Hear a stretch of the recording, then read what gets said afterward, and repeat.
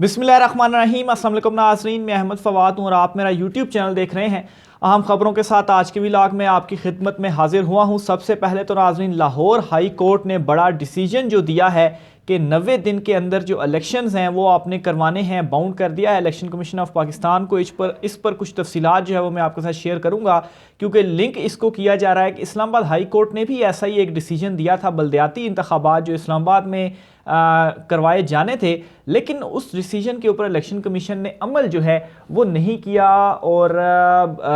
हो सकता है कि अब भी इस तरह से वो कर लें। लेकिन नाजरीन, इस मरतबा वो ऐसा नहीं कर सकते। तौहीन अदालत की कार्रवाई के हवाले से भी कुछ डिटेल्स हैं, वो भी मैं आपके साथ शेयर करूंगा। और इमरान खान साहब की जानिब से कैसे बाजी पलटी गई है तमाम तर इस सिचुएशन पर, और इलेक्शंस जो हैं वो दोनों सूबों के अंदर होकर रहेंगे। कुछ अहम और एक्सक्लूसिव डिटेल्स इस हवाले से आज के व्लॉग में आपके सामने रखूंगा। सबसे पहले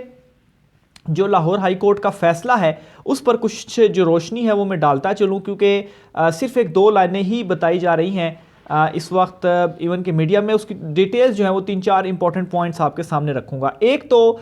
लाहौर हाई कोर्ट ने अपने फैसले में ये कहा है कि इलेक्शन कमीशन ऑफ पाकिस्तान फौरी इलेक्शन की तारीख दे और गवर्नर से मुशावरत के बाद जो इलेक्शन की तारीख है वो दे। तो एक तो लाहौर हाई कोर्ट ने अपने फैसले में ये साफ साफ लिख दिया कि इलेक्शन कमीशन गवर्नर पंजाब की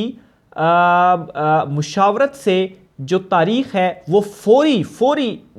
जो है वो दे। दूसरे नंबर पर जो अहम पॉइंट और जो सबसे ज़्यादा अहम पॉइंट है वो ये है कि लाहौर हाई कोर्ट ने यह भी कहा है कि आइन के मुताबिक 90 दिन के बाद इलेक्शन ना हो। यानी कि जो बार बार कहा जा रहा था कि 90 दिन के अंदर हम सिर्फ शेड्यूल करने के पाबंद हैं, शेड्यूल जारी करने के, तो उसमें वो बाद में भी हो सकता है, तो ऐसी चीज़ हरगिज़ नहीं है। बाउंड हो चुके हैं वो कि 90 दिन के अंदर ही उन्होंने करवाना है। 90 दिन के बाद की तारीख जो है उसकी गुंजाइश नहीं रही है भी नहीं। और अब बाकायदा तौर पर फैसले के अंदर भी ये जो चीज़ है वो आ चुकी है। इसके अलावा नाजरीन, लाहौर हाई कोर्ट के इस फैसले के अंदर ये डिटेल जजमेंट थी और इसके अंदर आइन के हवाले से मुख्तलिफ जगहों पर जहाँ पर इलेक्शंस के हवाले से चीज़ें दर्ज हैं वो तमाम तर हवाले इसके अंदर मौजूद हैं। और plus supreme court of Pakistan के जो फैसले हैं इसी से रिलेटेड केसेस के हवाले से, वो फैसलों की भी जो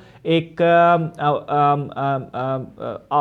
फैसलों के हवाले से भी उसमें लिखा गया है कि कंपेयर किया गया है कि ये फैसला मौजूद है। मिसाल के तौर पर, लफ्ज़ जो है वो मेरे ज़हन में नहीं आ रहा था, सुप्रीम कोर्ट के फैसले भी मिसाल के तौर पर जो है वो इसमें यूज़ किए गए हैं।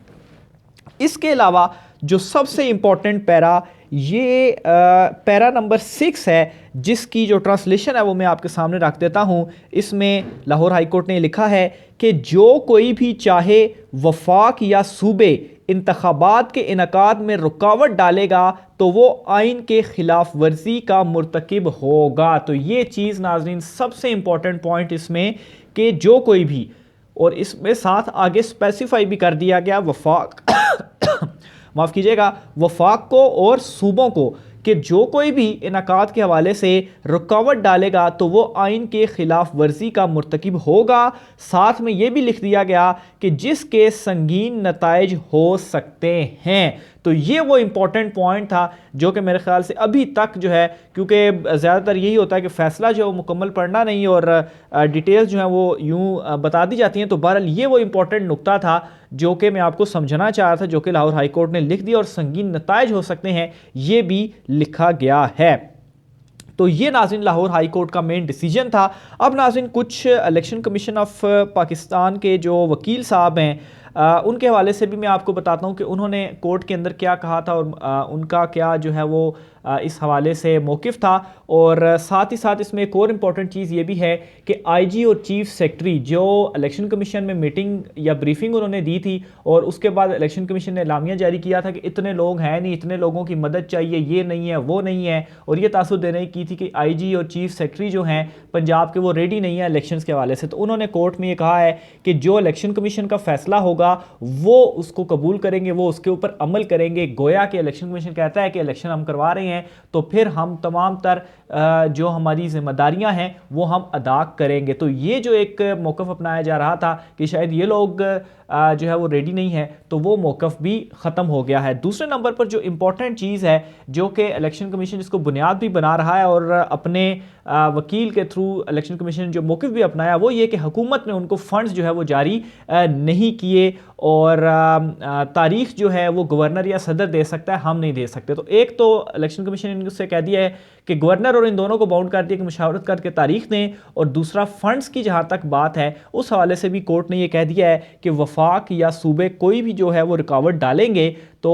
वो आइन की खिलाफ वर्जी के मुर्तकिब और दूसरा उसके संगीन नताइज हो सकते हैं। यानी कि हुकूमत को, वफाक को भी उन्होंने कह दिया है कि अब आपने जो इलेक्शन कमीशन के फ़ंड रोके हुए हैं या उन्हें जारी नहीं कर रहे, या इलेक्शन कमीशन ने जो आपसे फ़ंड मांगे हैं अगर वो नहीं देते तो ये रुकावट होगी, तो वफाकी हुकूमत को भी वो जो फ़ंड्स हैं वो अब देना पड़ेंगे। तो यूँ